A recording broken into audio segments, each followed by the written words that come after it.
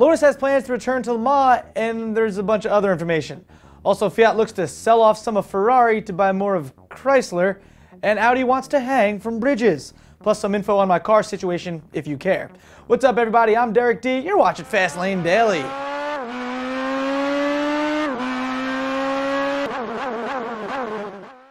Autocar UK is reporting today that Lotus is set to return to Le Mans by 2012. Sources within Lotus have confirmed that they are in the midst of developing an LMP2 car and that their, quote, technical genius, Paolo Catone, is heading up the project.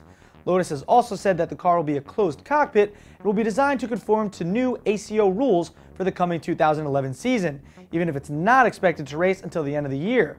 In other news, Lotus has also confirmed a new GT2 road car based off an upcoming Paris Motor Show production vehicle. Elite, anyone?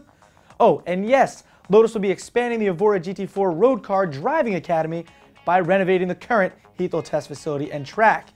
And in more other news, follow along here, Group Lotus, the car maker, this is them making cars, now says that Lotus Racing, the F1 team, can no longer use the Lotus name, even if after the owner of Lotus, Proton, not Neutron, has a binding agreement to allow the Malaysia-based racing team the right to use the name.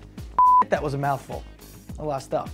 Guys, you gotta get your crap together before Colin Chapman digs up his own grave and kicks your ass. That's all I'm saying.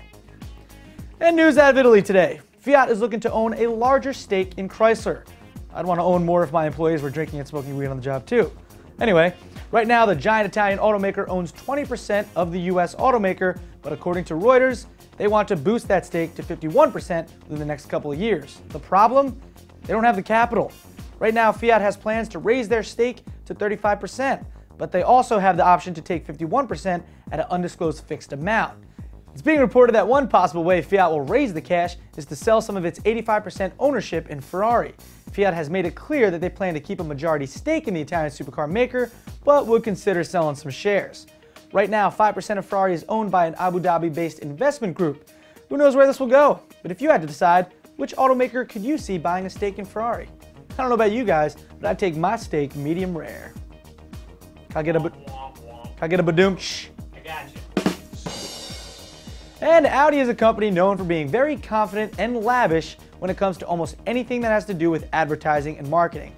Money is definitely not an issue. I mean, hell, they literally build a small building inside a building at every auto show. Well, they've really outdone themselves with this new advertising campaign. It's still a concept designed by the Access agency, but it shows where Audi wants to go with their marketing. They call it a new breed of billboard. And basically, they want to make huge rings that assemble to look like the Audi logo with life-size cars in each ring. But that's not the coolest part. They want to suspend the rings from famous landmarks like the Brooklyn Bridge right here in New York and the Sydney Harbour Bridge in Australia. The rings will light up, rotate, and move up and down the bridge.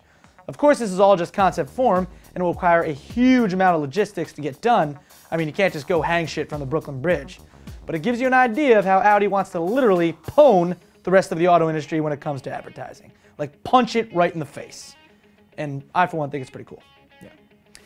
All right. Oh, and before we go, I've been getting a lot of emails and comments from people asking about my current car situation. So, long story short, in June, my parked 2010 VW CC was totaled by some drunk idiot going way too fast down my street. I ended up getting another one, basically the exact same thing.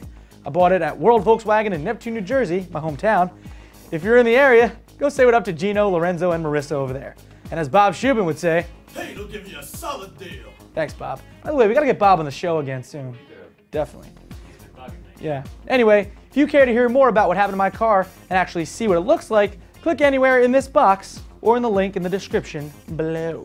It's annotated. I'm not whoring out anything. Well, that's about it for Fastlane Daily today. Hope you guys have a wonderful Wednesday. I promised some commenter last week I would not say hump day, although I guess I just did. Whatever, I'm old school. Whatever.